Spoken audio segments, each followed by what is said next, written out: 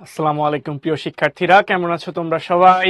Udvash academic এবং admission care কর্তৃক আয়োজিত অষ্টম শ্রেণীর একাডেমিক প্রোগ্রামের আজকের ক্লাসে তোমাদের সঙ্গে আছি আমি নূর মোহাম্মদ শাহেদ, পড়াশোনা করছি ঢাকা মেডিকেল কলেজে। তো বরাবরের মতো আবারও দেখা হয়ে গেল তোমাদের সঙ্গে। আমরা যে চ্যাপ্টার অলরেডি শুরু করেছিলাম, জীবের সমন্বয় এবং নিয়ন্ত্রণ, অধ্যায় 5। তো এই চ্যাপ্টারের আজকে খুবই ইন্টারেস্টিং কিছু টপিক নিয়ে আমরা আলোচনা করব। তার আগে আসো আমরা একটু দেখে নিই তোমরা কারা কারা ক্লাসে আছো। ঠিক আছে, আমরা একটু দেখে নেই তোমরা কারা ক্লাসে আছো।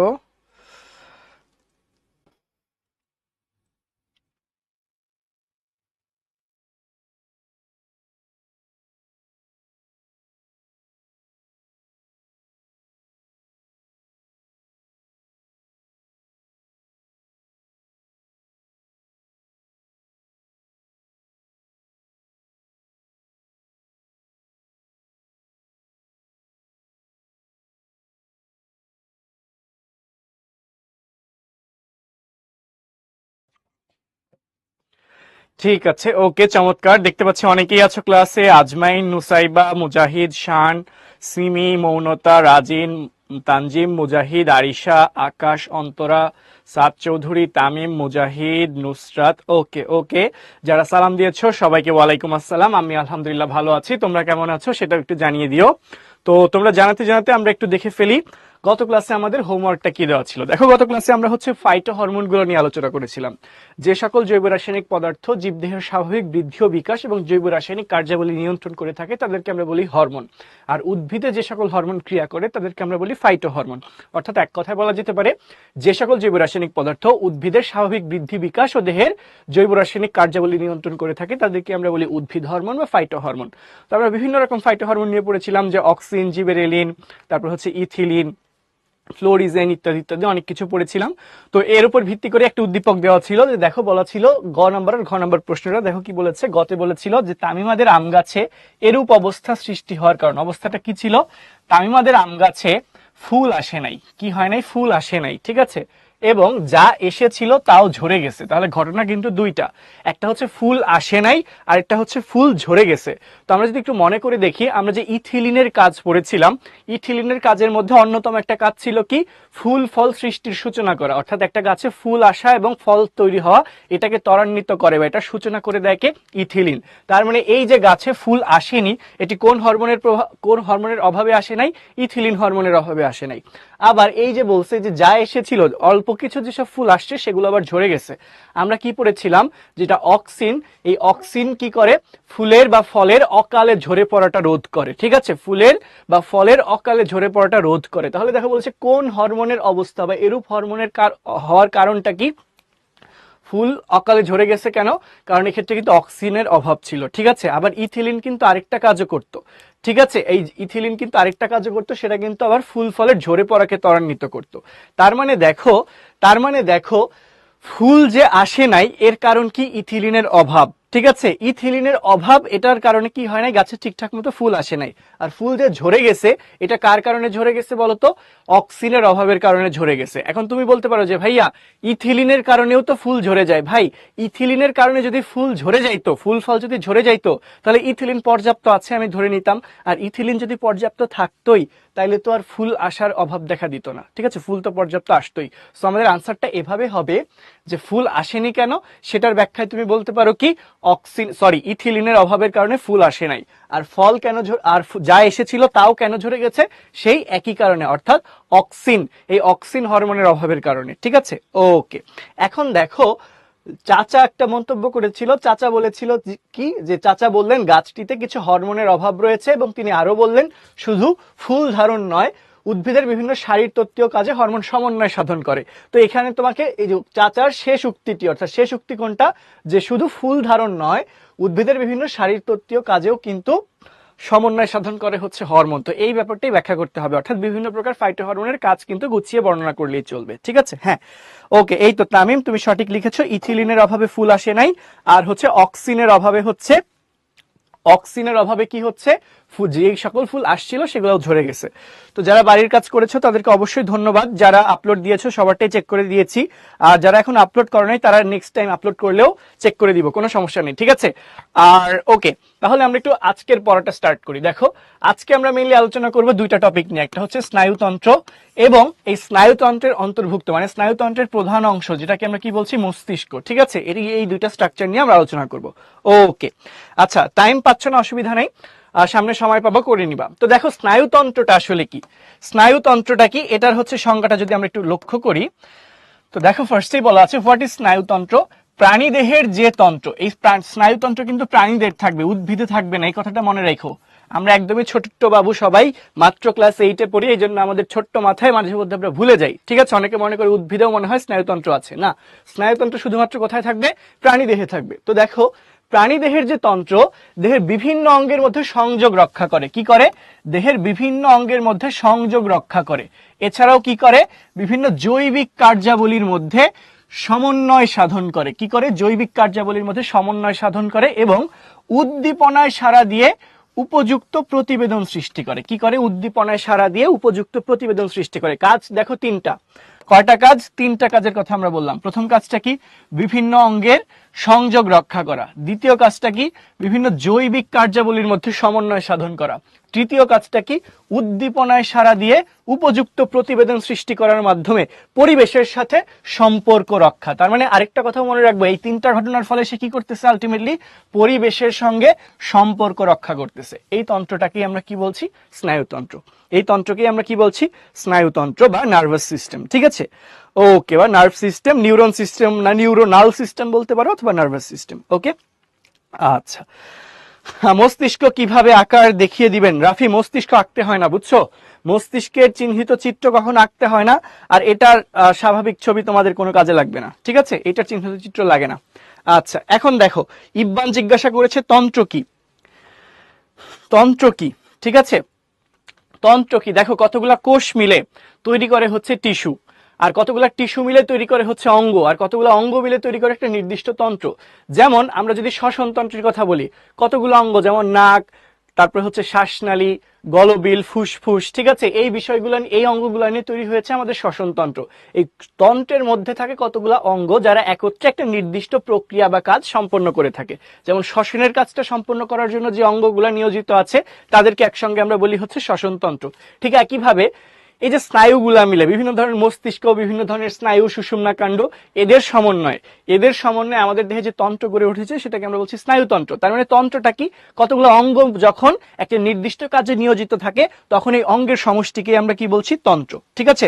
দেখো উদ্ভিদের স্নায়ুতন্ত্র নাই, উদ্ভিদের স্নায়ুতন্ত্রের বিকল্প হিসেবে হরমোন আছে না, যে হরমোন দিয়ে হচ্ছে উদ্ভিদের সমন্বয়ের কাজটা হয়ে যায়। দেখো স্নায়ুতন্ত্রের প্রধান কাজ কি, সমন্বয় সাধন করা। দেখো আমরা যে অধ্যায়টা আমরা পড়াশোনা করছি, যে অধ্যায় আমরা পড়তেছি, সেই অধ্যায়ের নামটা কি, সমন্বয় ও নিঃসরণ। তো সমন্বয়ের কাজটা করে দেয় দুইজন, সমন্বয়ের কাজটা করে দেয় কে, দুইজন, একজন হচ্ছে হরমোন,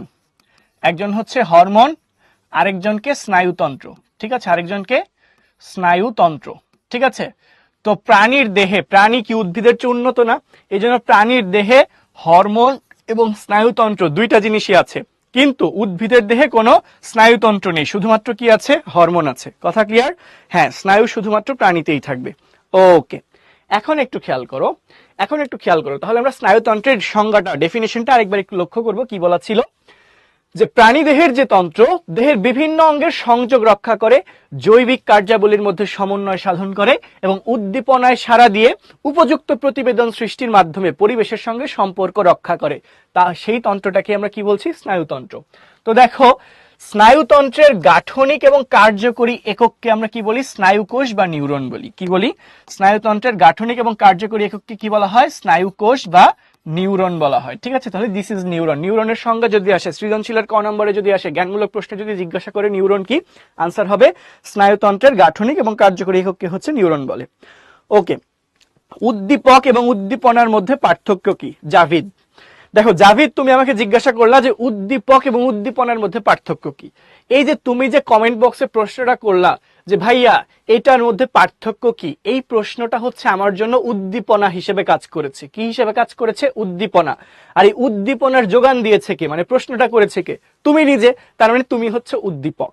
ঠিক আছে, তুমি উদ্দীপক, প্রশ্ন করেছো মানে উদ্দীপনা আমার কাছে পাঠিয়েছো, আর এর ফলে আমি তোমাকে উত্তরটা দিচ্ছি না, তো আমি হচ্ছে উদ্দীপ্ত হয়েছি। ঠিক আছে, তার মানে উদ্দীপক কি করে? উদ্দীপনা পাঠায়, আর উদ্দীপনা পাঠানোর ফলে অপর লোক বা অপর বস্তুটি কি হয়? উদ্দীপ্ত হয়। কথাগুলো বোঝা গেছে? ওকে, আচ্ছা এখন একটু খেয়াল করো। এখন তাহলে খেয়াল করো, স্নায়ুতন্ত্রের গাঠনিক এবং কার্যকরী একককে কি বলা হচ্ছে? নিউরন বলা হচ্ছে বা স্নায়ুকোষ। তো দেখো, এই যে আমাদের স্নায়ুতন্ত্রের একটা ছবি এখানে দেওয়ার চেষ্টা করা হয়েছে, তো এখানে অল্প কিছু স্নায়ুর ছবি দেওয়া আছে। দেখো স্নায়ুতন্ত্রের মেইন অংশটা কি? দেখো একদম মাথার মধ্যে আমরা মস্তিষ্ক দেখতে পাচ্ছি না? এটা কি মস্তিষ্ক? দিস ওয়ান ইজ মস্তিষ্ক। এবং এই যে মাঝখানে আমি লাল কালার দিয়ে দাগ দিয়ে দিলাম, এই যে মাঝে যে অংশটা দেখতে পাচ্ছ না, এই যে মাঝে আমি মাঝ পর্যন্ত টেনে নিয়ে আসলাম, এই জিনিসটার নাম হচ্ছে সুষুম্না কাণ্ড। কি নাম? সুষুম্না কাণ্ড। সুষুম্না কাণ্ড। ঠিক আছে, এই জিনিসটার নাম কি? সুষুম্না কাণ্ড। একদম মাঝখানে যে লাল কালারের দাগ দিয়ে দেখাইলাম না, এটা হচ্ছে সুষুম্না কাণ্ড। মানে একদম যেখানে আমাদের মেরুদণ্ড থাকে, সেই মেরুদণ্ড বরাবর যে জিনিসটা দেখতে পাচ্ছি, এর নাম হচ্ছে সুষুম্না কাণ্ড। ইংরেজিতে আমরা কি বলি? সুষুম্না কাণ্ডের ইংরেজিটা হচ্ছে স্পাইনাল কর্ড। ইংরেজিতে কি বলা হয়? Spinal cord. ঠিক আছে, এটা হচ্ছে স্পাইনাল কর্ড বা সুষুম্না কাণ্ড। আর দেখো মস্তিষ্ক থেকে এই যে সুতার মতো কিছু তন্তু বের হয়েছে, হয়েছে না? মস্তিষ্ক থেকে সুতার মতো তন্তু বের হয়েছে। আবার এই সুষুম্না কাণ্ড থেকে ওই যে সুতার মতো কিছু তন্তু বের হয়েছে, দেখতে পাচ্ছ?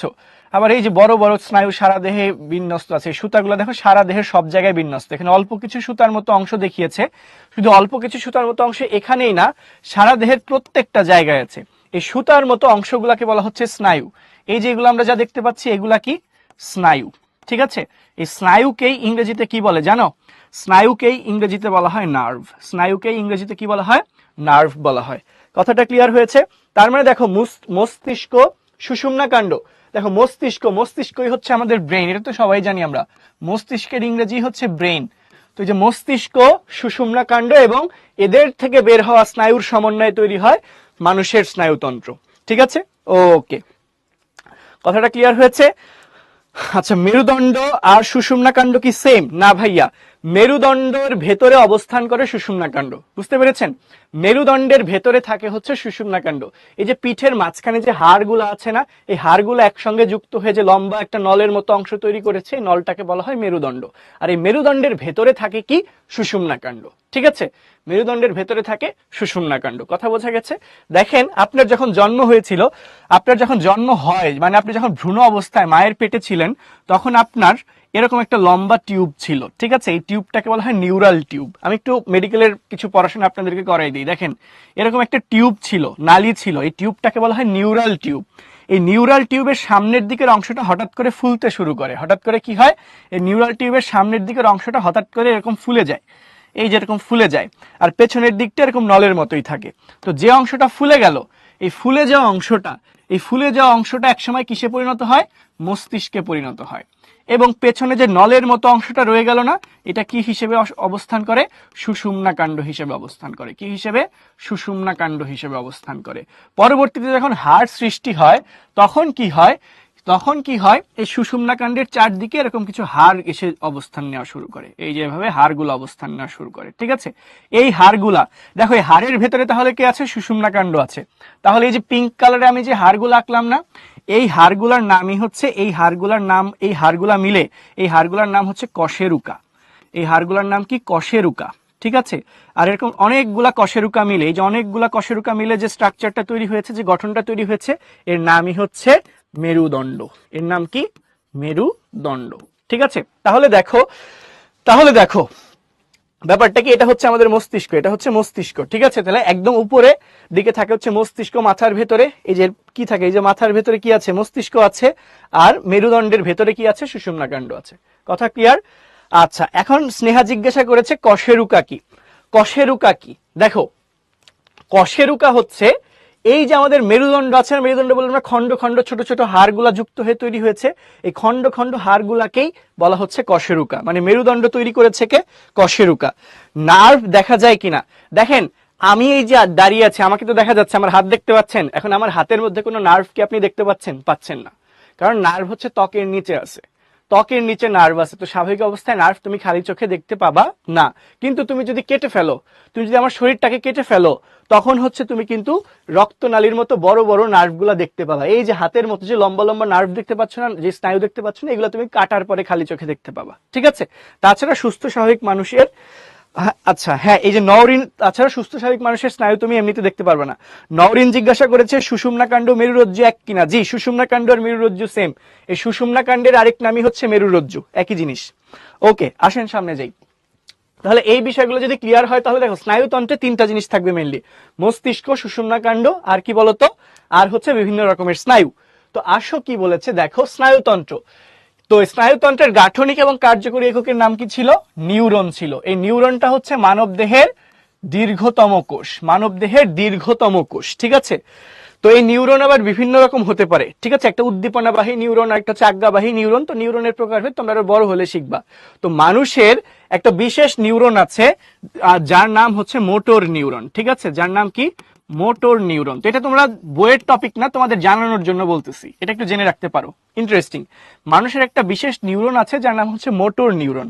এই মোটর নিউরনের দৈর্ঘ্য কত জানো? 1.37 মিটার, 1.75 মিটার। তো এর বিস্তৃতি কতটুকু? এটা কতখানি লম্বা জানো? এই নিউরনটা কতটুকু? ধরো এটা হচ্ছে একজন ব্যক্তি, এটাকে একজন ব্যক্তি, এটা হচ্ছে একজন ব্যক্তি, এটা হচ্ছে তার হাত, এটা হচ্ছে তার পা, এটা হচ্ছে তার পায়ের পাতা। ঠিক আছে, তো এই মোটর নিউরনটা, যে নিউরনের কথা বললাম, তো ধরো এটা হচ্ছে তার ঘাড়। এই ঘাড় থেকে শুরু করে, এই ঘাড় থেকে শুরু করে একদম পায়ের এই যে বৃদ্ধাঙ্গুলি আছে না, একদম বৃদ্ধাঙ্গুলি পর্যন্ত বিস্তৃত এত বড় একটা কোষ। এই টোটালটা হচ্ছে একটা কোষ, যার নাম কি? Motor neuron. তো এর দৈর্ঘ্য কত? 1.37 মিটার। তো এটা একটু জেনে রাখতে পারো। ঠিক আছে, এটা তোমাদের আমি জানানোর জন্য বললাম। ওকে, এখন এখন আসো আমরা একটু বইয়ের পড়াশোনায় চলে যাই। আসো আমরা একটু বইয়ের পড়াশোনায় ফিরে আসি। তো দেখো কি বলেছে, দেখো কি বলেছে যে নিউরন দুটি প্রধান অংশ নিয়ে গঠিত। নিউরনের অংশ কয়টা? দুইটা অংশ, একটা হচ্ছে কোষ দেহ আর একটা প্রলম্বিত অংশ। আসো আমি তোমাদেরকে একটু বুঝিয়ে বলি। এই পাশের ছবির দিকে তাকানোর দরকার নেই। ঠিক আছে, পাশের ছবির দিকে তাকানোর দরকার নেই। দেখো, আমরা নর্মালি এইভাবে একটা কোষকে চিন্তা করতে পারি। ঠিক আছে, ধরো এটা একটা কোষ। তো এই কোষের ভেতরে অবশ্যই কি থাকবে? একটা নিউক্লিয়াস থাকবে। এই কোষের ভেতরে অবশ্যই কি থাকবে? একটা নিউক্লিয়াস থাকবে। ঠিক আছে, তো এটা হচ্ছে একটা কোষ। কিন্তু ধরো আমরা যেরকম একটা সুষম গোলাকার কোষ এঁকেছি, এই কোষের পরিবর্তে আমরা যদি অন্যরকম একটা কোষ আঁকি, ধরে নাও কিছুটা হচ্ছে এরকম অসম আকৃতির একটা কোষ আঁকলাম। ঠিক আছে, এঁকেছি না? আচ্ছা, এটা হচ্ছে একটা কোষ। এই কোষের ভেতরে কি আছে? এই যে বড় একটা নিউক্লিয়াস আছে। আচ্ছা, দেখা যাবে কি এই কোষ থেকে, এই কোষটা থেকে ছোট ছোট কিছু শাখা প্রশাখা বের হবে। দেখো, ধরো এই কোষ থেকে কিছু এক্সট্রা অংশ বের হইলো। কি বের হইলো? এক্সট্রা কিছু অংশ বের হইলো এই কোষ থেকে। তাহলে এই কোষ থেকে কিছু এক্সট্রা অংশ বের হয়েছে না? মেইন কোষ থেকে কিছু অতিরিক্ত অংশ বের হয়েছে। এই অতিরিক্ত অংশগুলোকে আমরা বলি প্রলম্বিত অংশ। অতিরিক্ত অংশগুলোকে আমরা কি বলি? প্রলম্বিত অংশ। অতিরিক্ত অংশগুলোকে আমরা কি বলছি? প্রলম্বিত অংশ। ঠিক আছে, দেখো একটা কোষ, এই কোষ থেকে যে অতিরিক্ত কিছু সুতার মতো অংশ বের হয়েছে, তাদেরকে আমরা বলছি প্রলম্বিত অংশ। তো এই প্রলম্বিত অংশগুলো আমরা দেখতে পাচ্ছি। এখন দেখা যাবে এই প্রলম্বিত অংশগুলোর মধ্যে একটা আকারে দেখা যাবে অন্যগুলার চেয়ে একটু বড় হবে। এই প্রলম্বিত অংশগুলোর মধ্যে একটা দেখা যাবে অন্যগুলার চেয়ে আকারে একটু বড় হবে। তার মানে প্রলম্বিত অংশ আমরা কয় রকম পাইলাম? দুই রকম পাইলাম। কয় রকম বলতো? এই প্রলম্বিত অংশ দেখো দুই রকম। একটা পাইলাম হচ্ছে ছোট প্রলম্বিত অংশ, এই যে চারপাশে দেখতে পাচ্ছি এগুলো হচ্ছে ছোট, আর একটা পাইলাম হচ্ছে বড় প্রলম্বিত অংশ। তাই না? তাই পাইলাম কিনা? তো দেখো, এই ছোট প্রলম্বিত অংশ যেটা আছে, সেটার নাম আমরা দিয়ে থাকি হচ্ছে ডেনড্রন। ছোট যে প্রলম্বিত অংশগুলো আছে, এই অংশগুলোর নাম হচ্ছে ডেনড্রন। ছোট প্রলম্বিত অংশের নামটা কি? ডেনড্রন। ঠিক আছে, আর বড় যে প্রলম্বিত অংশটা দেখতে পাচ্ছ, সেটার নাম আমরা দেই হচ্ছে অ্যাক্সন। কি বলি? অ্যাক্সন। ঠিক আছে, তাহলে প্রলম্বিত অংশগুলোর মধ্যে ছোট যেগুলো, যে ছোট ছোট ছোট দেখতে পাচ্ছ না, ছোটগুলোর নাম কি? ডেনড্রন। আর বড় লম্বা যেটা, তার নাম কি? অ্যাক্সন। আর মেইন যে কোষটা ছিল, মেইন যে কোষটা ছিল, সেই কোষটাকে আমরা বলি হচ্ছে কোষ দেহ। কোষ দেহ।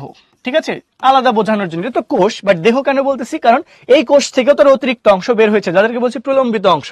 তো মেইন কোষটাকে আলাদা করে বোঝানোর জন্য আমরা নাম দিচ্ছি কি? কোষ দেহ। ঠিক আছে, তো এইটা হচ্ছে একটা নিউরনের বেসিক স্ট্রাকচার।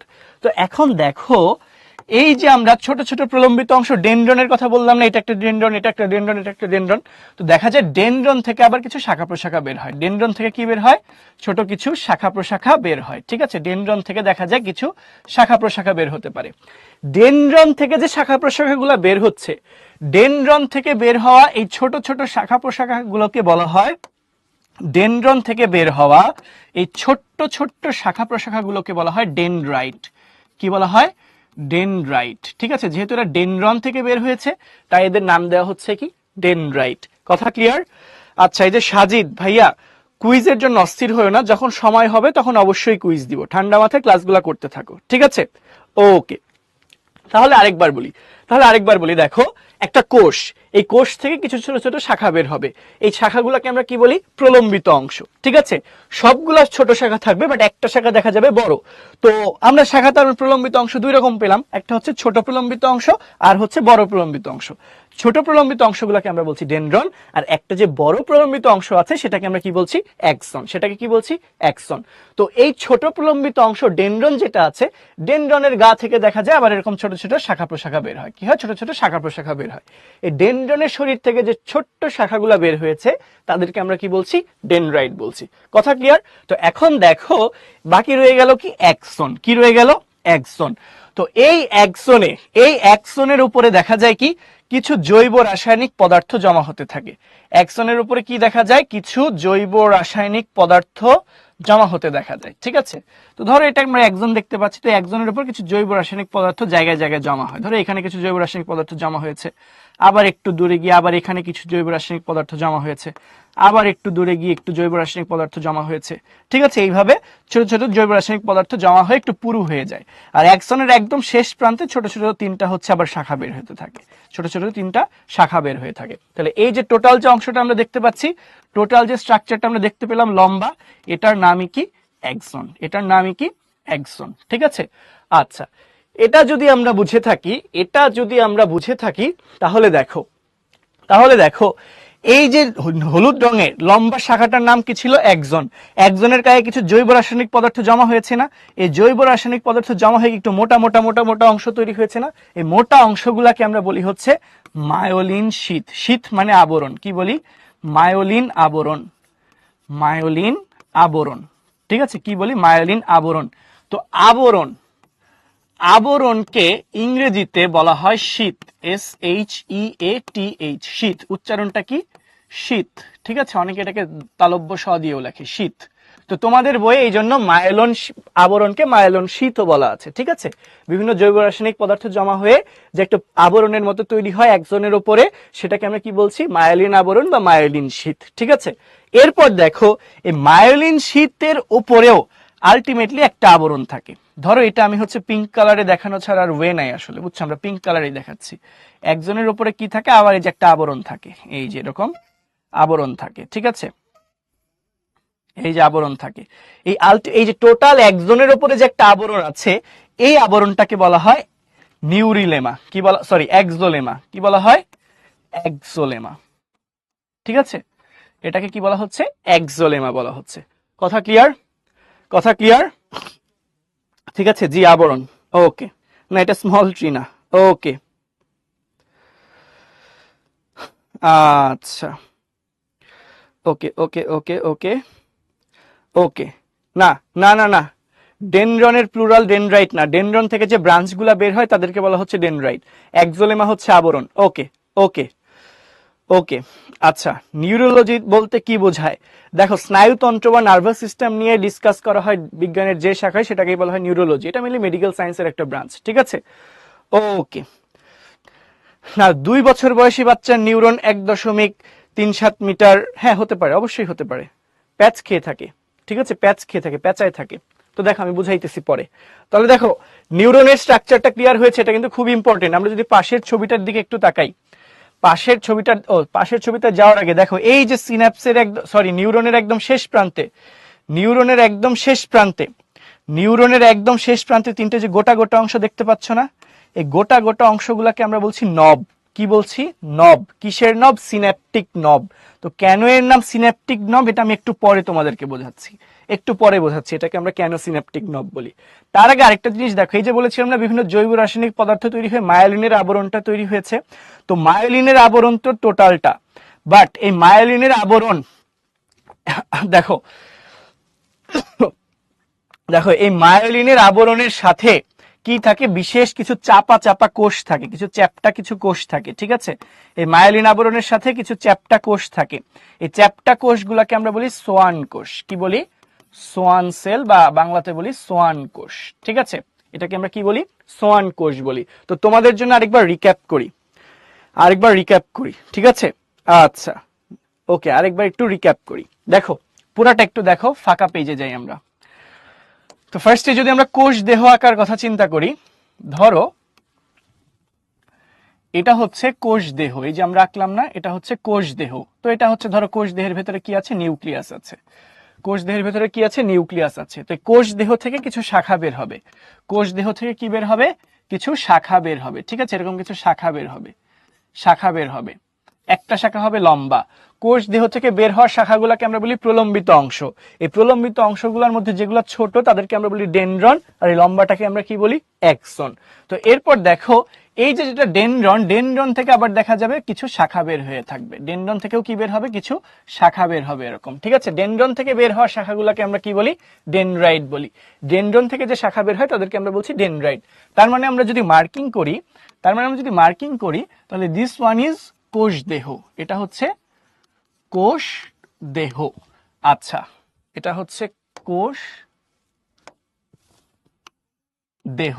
আচ্ছা, আর কোষ দেহ থেকে যে শাখা বের হয়েছে এটা হচ্ছে ডেনড্রন। এটার নাম কি? ছোট শাখা, তাই নাম কি? ডেনড্রন। আর ডেনড্রন থেকে যে শাখা বের হয়েছে এর নাম কি? ডেনড্রাইট। কি নাম? ডেনড্রাইট, ঠিক আছে? আর এই বড় যেটা দেখতে পাচ্ছি এটার নাম হচ্ছে অ্যাক্সন। কিন্তু এই অ্যাক্সনের মধ্যে কিছু বিষয় আশয় আছে। যেমন এই যে অ্যাক্সনটা দেখতে পাচ্ছি না, এই অ্যাক্সনের একটা নিজস্ব আবরণী আছে, বুঝছো? এই অ্যাক্সনের একটা নিজস্ব আবরণী আছে। আচ্ছা, আমরা গিয়ে অ্যাক্সনটা পুরোটা দেখাই দিই তোমাদেরকে, ঠিক আছে? এই যে অ্যাক্সন, এটা আবার লাস্টের দিকে তিনটা শাখায় বিভক্ত থাকবে, এর মাথায় তিনটা ছোট ছোট থলি থাকবে, পকেটের মতো অংশ থাকবে। তো দেখো এই অ্যাক্সনের একটা আবরণ আছে, নিজের একটা আবরণ আছে। এই অ্যাক্সনের কি আছে? যে পিঙ্ক কালার আমি যেটা দেখাচ্ছি, এই অ্যাক্সনের, টোটাল অ্যাক্সনের নিজের কি আছে? এরকম আবরণ আছে। অ্যাক্সনের নিজের আবরণ আছে, ঠিক আছে? অ্যাক্সনের নিজের যে আবরণ, অ্যাক্সনের নিজের একটা আবরণ আছে। এই অ্যাক্সনের নিজের এই আবরণটাকে আমরা কি বলি জানো? এই আবরণটাকে আমরা বলি নিউরিলেমা। কি বলি? নিউরিলেমা বলি, ঠিক আছে?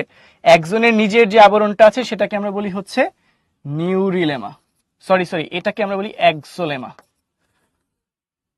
সরি, নিউরিলেমা না, এটাকেই আমরা বলি হচ্ছে অ্যাক্সোলেমা, ঠিক আছে? এটাকে আমরা কি বলি? অ্যাক্সোলেমা বলি। এরপর এর উপরে চাপা সোয়ান কোষ নির্মিত, দেখো কি কোষ নাম বললাম? সোয়ান কোষ। চাপা চাপা সোয়ান কোষ নির্মিত কিছু পর্ব থাকবে। ধরো এই যে এইটা হচ্ছে চাপা সোয়ান কোষ, ঠিক আছে? চ্যাপ্টা সোয়ান কোষ নির্মিত কি থাকবে? কিছু পর্ব থাকবে। চাপা সোয়ান কোষ নির্মিত এরকম কিছু পর্ব থাকবে। এটা হচ্ছে চাপা সোয়ান কোষ নির্মিত কিছু পর্ব থাকবে, ঠিক আছে? এই যে অংশগুলো দেখতে পাচ্ছি না, এই কোষগুলা কি কোষ নাম বলেছিলাম? সোয়ান কোষ। কি কোষ? সোয়ান কোষ, ঠিক আছে? একজনের উপরে কি আছে? সোয়ান কোষ আছে। এই সোয়ান কোষ থাকার পর এই যে একটা তৈরি হলো না, এরকম মোটা মোটা অংশ তৈরি হলো না, টোটাল নিউরনের উপর এক্সট্রা একটা আবরণ তৈরি হলো না? এই আবরণটাকে টোটালি সবুজ যে আবরণ দেখতে পাচ্ছি, এই জন্য আমি এটাকে সবুজ কালারেই লিখলাম। এই টোটালি সবুজ আবরণকে বলা হয় কি জানো? টোটাল সবুজ রঙের যে আবরণ এটাকে বলা হয় মায়োলিনের আবরণ বা মায়োলিন শীট। কি বলা হয়? মায়োলিন আবরণ বা মায়োলিন শীট। আমি ইংরেজি একবার এভাবেই লিখলাম, মায়োলিন আবরণ বা মায়োলিন শীট। এরপর এর উপরে বিশেষ একটা পর্দার আবরণ থাকে। সেই বিশেষ পর্দাটার নাম হচ্ছে, আমি যে হলুদ কালারে দেখাচ্ছি, এই বিশেষ পর্দার নাম হচ্ছে নিউরিলেমা। কি নাম? নিউরিলেমা। কি নাম এটার? নিউরিলেমা, ঠিক আছে? এর নাম কি? নিউরিলেমা। নিউরিলেমা, এই নিউরিলেমা জিনিসটা আপনাদের বইয়ে নাই, কিন্তু আপনারা একটু শিখে রাখেন, ঠিক আছে? নিউরিলেমা জিনিসটা আপনাদের বইয়ে নাই, কিন্তু শিখে রাখেন। এক্সোলেমা, এক্স কি লিখলে? এক্সোলেমা, এক্সোলেমা না ভাই, আমার কথা কোনটা? এক্সোলেমা, ওয়েট ওয়েট, দেখি কি লিখেছি। এক্সোলোমা, ও হ্যাঁ লোমা না তো লেমা, আমি এটা দাঁড়াও দাঁড়াও দাঁড়াও, নিউরিলেমা, এটা হবে এক্সোলেমা, এটা আমার স্পেলিং মিস্টেক, ঠিক আছে? এই যে এক্সোলেমা, লেমা, এটা হয়তো লিখতে গিয়ে আরেকটা আকার পড়ে গেছে, অ্যাকচুয়াল বানান হচ্ছে যে এক্সোলেমা, লেমা, লেমা, ঠিক আছে? এক্সোলেমা।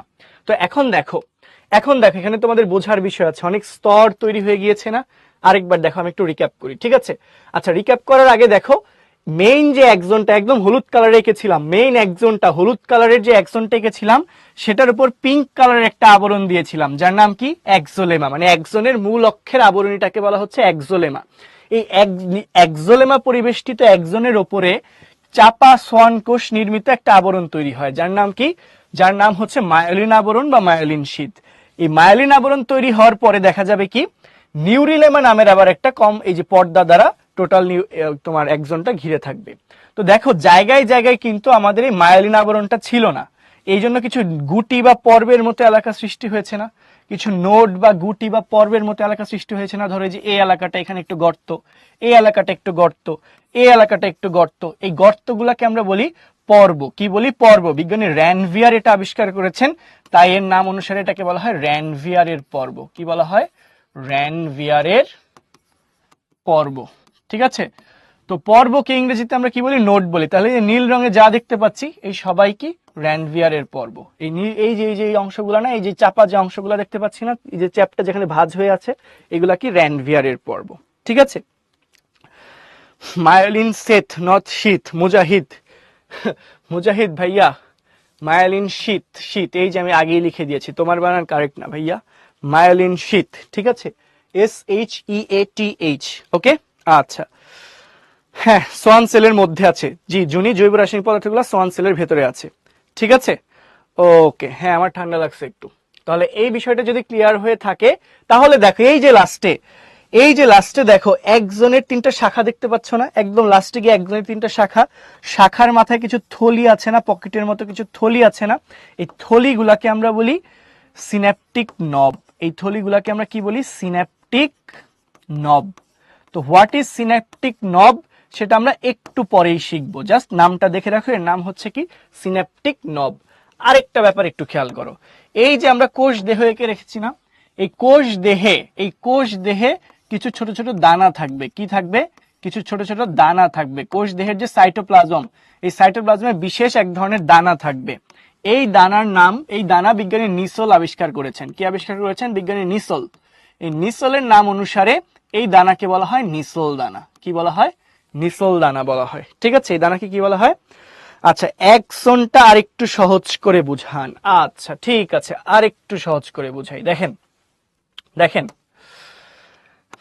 একটা সুতা, এটা একটা সুতা, এই সুতার উপরে একটা পর্দা আছে, ঠিক আছে? এই সুতার উপরে কি আছে? একটা পর্দা আছে।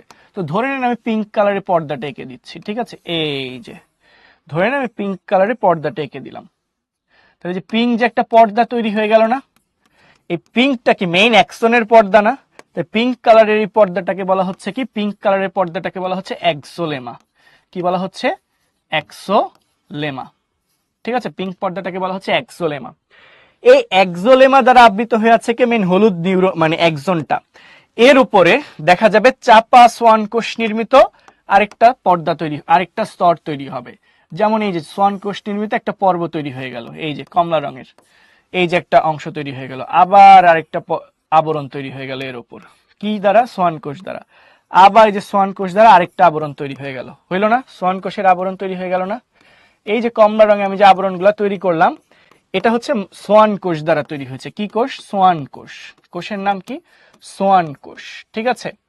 আর টোটাল যে আবরণটা তৈরি হইল না, টোটাল আবরণটাকে আমরা কি বলছি? টোটাল সোয়ান কোষের টোটাল এই আবরণটাকে আমরা কি নাম দিচ্ছি বলতো? Myelin sheet. কি নাম দিচ্ছি? মায়োলিন। অনেকে মায়োলিনও লিখতে পারে, অ্যাকচুয়ালি মায়োলিন হবে এইটা, ঠিক আছে? অ্যাকচুয়াল ইংরেজিটা হচ্ছে মায়োলিন, মায়োলিন শীট। বাট তোমাদের বই হচ্ছে মায়োলিনও লেখা আছে, তোমরা যা ইচ্ছা লিখো, মায়োলিন শীট, ঠিক আছে? ওকে, মায়োলিন শীথ হইল। এরপর এরপর একটা পর্দা থাকবে, এরপর একটা পর্দা থাকবে। পর্দাটা কিরকম? এই যে এখানে এখানে এরকম ভাঁজ হয়ে হয়ে থাকবে, এই যে এরকম ভাঁজ হয়ে হয়ে থাকবে। ঠিক আছে, এই যে এভাবে ভাঁজ হয়ে হয়ে আসবে পর্দাটা। এই যে সবুজ রঙে আবার যে পর্দাটা আঁকলাম না, এই যে সবুজ যে পর্দাটা আবার দেখতে পাচ্ছ না, এই যে পর্দা আবার আরেকটা দেখতে পাচ্ছ না, এই পর্দাটার নাম হচ্ছে, এই সবুজ পর্দাটার নাম কি? এটার নাম হচ্ছে নিউরিলেমা। কি নাম? নিউরিলেমা। এটার নাম হচ্ছে নিউরিলেমা। তো নিউরিলেমা জিনিসটা আপনাদের বইয়ে নাই, আর একটু বড় হইলে আপনারা শিখবেনই, তাই একবারেই শিখাই দিলাম। আরেকটা জিনিস দেখেন, আরেকটা জিনিস দেখেন, যেখানে হচ্ছে যে এই জায়গায় সংকুচিত একটা জায়গা তৈরি হয়েছে না, এই পয়েন্টটা, এই পয়েন্টটা, এই যে এই জায়গাটা সংকুচিত, এই জায়গাটা সংকুচিত, মানে পর্বের মতো তৈরি হয়েছে না, পর্বের মতো তৈরি হয়েছে না সংকুচিত অংশ। কি নাই, এখানে হচ্ছে সোয়ান কোষ না থাকার কারণে একটা সংকুচিত অংশ তৈরি হয়েছে না, এই সংকুচিত অংশগুলোকে আমরা বলছি পর্ব। কি বলছি? পর্ব। তো বিজ্ঞানী র্যানভিয়ার এই পর্বগুলো আবিষ্কার করেছিলেন, তাই তার নাম অনুসারে এটাকে বলা হয় র্যানভিয়ার এর পর্ব। ঠিক আছে, র্যানভিয়ার এর পর্ব। ওকে, আচ্ছা আচ্ছা, তোমার কি ইনভেনশন আছে রাইয়ান? তোমার কি ইনভেনশন আছে তুমি বলো। ঠিক আছে, মায়োলিন শীত হবে, মায়োলিন না মায়োলিন, এই যে মায়োলিন। ও, রস্বইকারের কথা বলতেছো, সেটা হতে পারে, সেটা তুমি রস্বইকার দিয়েও লিখতে পারো, দীর্ঘইকার দিয়েও লিখতে পারো। আমি লিখলাম রস্বইকার দিয়েই লিখলাম শীত, কোনো সমস্যা নেই। ঠিক আছে, ওকে। না, আমি ডেন্টালের ডাক্তার না। ঠিক আছে, ওকে। নব, আচ্ছা, এই নবের ব্যাপারটা পড়াবো এখন। এই যে আগে বললাম না সিনাপটিক নব, এই যে গোল গোল যে থলির মতো অংশ, থলিগুলাকে বলা হয় কি? সিনাপটিক নব।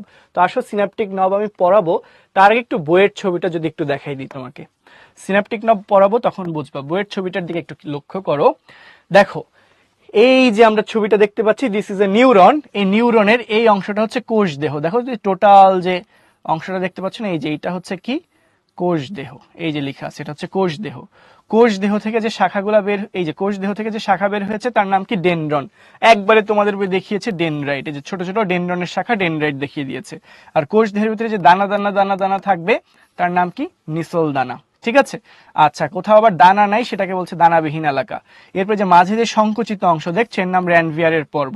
আর এই যে টোটাল যে মাঝের যে রেখাটা, এই রেখাটার নাম কি? একজন।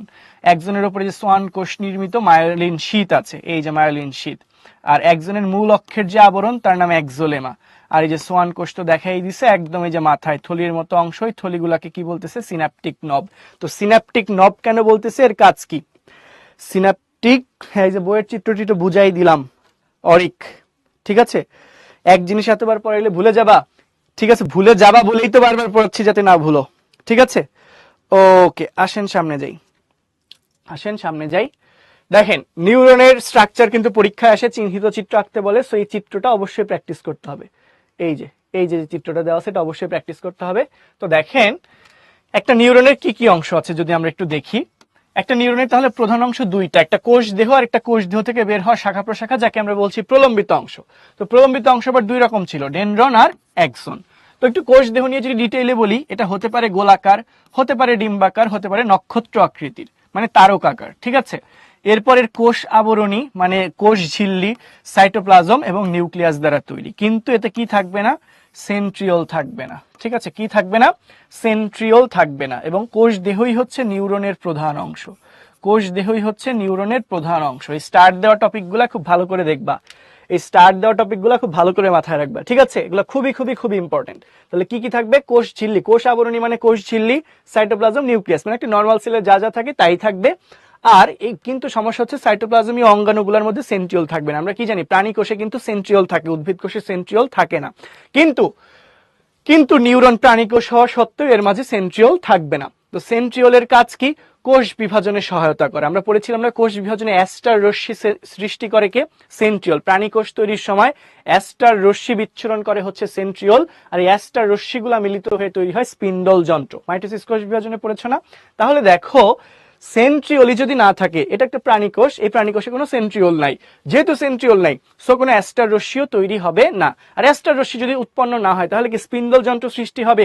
আর স্পিন্ডল যন্ত্র সৃষ্টি না হলে প্রোমেটাফেজ, মেটাফেজ, অ্যানাফেজ এগুলো কোনো ধাপ সম্পন্ন হবে না, তাহলে কোষ বিভাজন হবে না।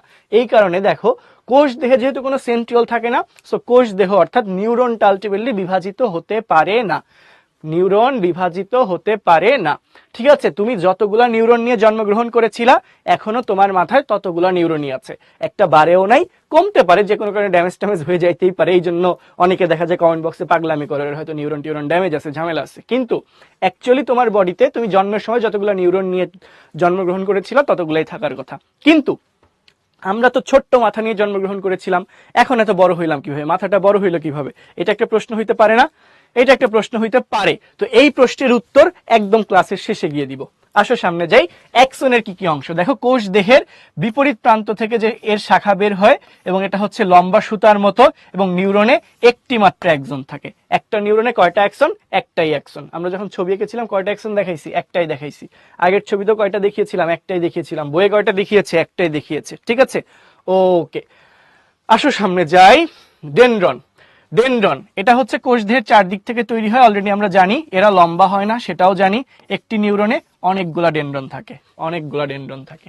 ওকে, দেখেন একটু খেয়াল করেন। এখন এই যে আপনারা সিনাপটিক নব নিয়ে চিল্লাপাল্লা করতেছিলেন না, এই দেখেন এইটা হচ্ছে একটা সিনাপটিক নব, এটা হচ্ছে একটা সিনাপটিক নব, এটা হচ্ছে আরেকটা নিউরনের সিনাপটিক নব। ঠিক আছে, ধরে নিলাম এটা হচ্ছে যে একটা একজনের সিনাপটিক নব, এটা হচ্ছে আরেকটা একজনের সিনাপটিক নব। ঠিক আছে, দুইটা একজনের সিনাপটিক নব কি কাছাকাছি আছে না? কাছাকাছি আছে না? দেখো দেখো, একটি স্নায়ুকোষের অ্যাক্সন অন্য একটি স্নায়ুকোষের ডেনড্রাইটের সাথে মিলিত হওয়ার যে জায়গা, সেই জায়গাটাকে আমরা কি বলি? সিনাপস বলি। ঠিক আছে, ধরো তোমরা স্নায়ুতন্তু নাম শুনে থাকবে, ধরো এটা হচ্ছে একটা স্নায়ুকোষ। ঠিক আছে, এগুলা হচ্ছে ওর ডেনড্রন, আর এটা হচ্ছে ধরে নাও ওর অ্যাক্সন। ঠিক আছে, অ্যাক্সনের এই যে শাখা আছে এটা হচ্ছে তোমার কি? সিনাপটিক নব। ঠিক আছে, আবার এখানে থাকবে আরেকটা স্নায়ুকোষ। তো এই স্নায়ুকোষের থেকে ওই যে ডেনড্রন বের হয়েছে, আবার এখান থেকেও কি আছে? অ্যাক্সন আছে, ওর আবার এই যে শাখাগুলো আছে। তো এখন দেখো, তো এইভাবে তো এরকম শাখা প্রশাখা থাকবেই, ডেনড্রাইট থাকবেই। তো দেখো এই যে অ্যাক্সনটা আছে না, এটা হচ্ছে আরেকটা নিউরনের ডেনড্রাইটের সাথে গিয়ে যুক্ত হবে, আরেকটা নিউরনের ডেনড্রাইটের সাথে গিয়ে যুক্ত হবে। তো এই একদম যুক্ত হয়ে যাবে না, মাঝে এরকম সামান্য ফাঁকা জায়গাও থাকবে। তো এই যে যে মিলন স্থলটা, এই মিলিত হওয়ার যে জায়গাটা, এই জায়গাটাকেই বলা হচ্ছে, এই জায়গাটাকেই বলা হচ্ছে সিন্যাপস। কি বলা হচ্ছে? সিন্যাপস। ঠিক আছে, এই জায়গাটাকেই বলা হচ্ছে সিন্যাপস। তো একটা সিন্যাপসে কি থাকে? একটা অ্যাক্সনের সিনাপটিক নবগুলা থাকে না? তাহলে এই যে সিনাপটিক নব, আরেকটা হচ্ছে যে ডেনড্রন।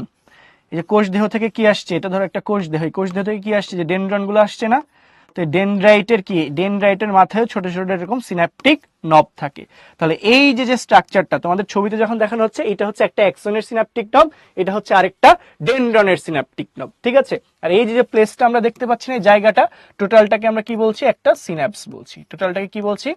একটা সিন্যাপস। তার মানে সিন্যাপসে কি হয়? দুইটা স্নায়ুকোষ বা দুইটা নিউরনের মিলন ঘটে, সংযোগস্থল হয়। ঠিক আছে, ওকে শান্ত, এগুলো দেখে ডাক্তার ডাক্তার মনে হলেই তো ভালো। আচ্ছা, একজন রিক্যাপ করবো না, বেশি পড়াইলে বলে হচ্ছে বেশি কেন পড়াচ্ছেন, আবার কিছু পাগল এসে বলে রিক্যাপ করেন। ক্লাস শেষে দেখা নিও, ক্লাসের শেষে আরেকবার রিক্যাপ করবো, তখন একবার দেখো। ওকে, এখন আর কার কোনো প্রশ্ন আছে কিনা? নিউরন বিভাজিত হলে কি হতো সেটা নিয়ে পরে বলতেছি। আচ্ছা ঠিক আছে, সিন্যাপস কি? ঠিক আছে, দেখো সিন্যাপস কি সেটাই তো পড়তেছি, সিন্যাপস কি সেটাই তো পড়াচ্ছি রে ভাই। একটি স্নায়ুকোষের একটা নিউরনের অ্যাক্সন আরেকটা নিউরনের ডেনড্রাইটের সাথে যেখানে মিলিত হয় সেই জায়গাটাকে বলা হচ্ছে সিন্যাপস।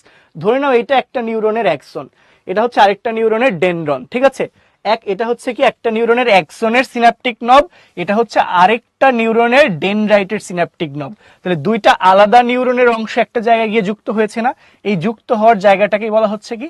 সিন্যাপস। ঠিক আছে, এই যে ছবিতে তো দেখাইলাম, এটা একটা স্নায়ুকোষ বা নিউরন, ওটা হচ্ছে আরেকটা স্নায়ুকোষ বা নিউরন। এই নিউরনের অ্যাক্সন আর এই নিউরনের ডেনড্রন একটা জায়গায় কি মুখামুখি ভাবে মিলিত হয়েছে না, এই জায়গাটাকেই বলা হচ্ছে কি? সিন্যাপস। এই জায়গাটাকেই বলা হচ্ছে সিন্যাপস। তো এটাই ছোট্ট করে দেখিয়েছে, একটা করে সিনাপটিক নব দেখাইছে। তো দেখো এই যে স্নায়ু উদ্দীপনা, স্নায়ু উদ্দীপনা কি হয়?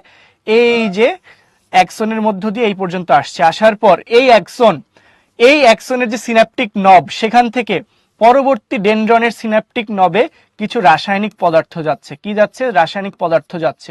এই রাসায়নিক পদার্থ আকারেই উদ্দীপনাটা ট্রান্সফার হচ্ছে, স্নায়ু উদ্দীপনা ট্রান্সফার হচ্ছে, ঠিক আছে, স্থানান্তরিত হচ্ছে। তো এই রাসায়নিক পদার্থগুলোর একটা নাম আছে নিউরো ট্রান্সমিটার, বড় হলে জানতে পারবা, ঠিক আছে। ওকে, আসো একটু সামনে যাই তাহলে। দেখো নিউরনের কাজ কি? উদ্দীপনা পরিবহন করা। দেখো প্রথম কাজে কি বলছে? উদ্দীপনা পরিবহন করা। কিভাবে? এক নিউরন থেকে আরেক নিউরনে উদ্দীপনা যায়। ধরো এই যে এইটা ধরে নাও হচ্ছে একটা,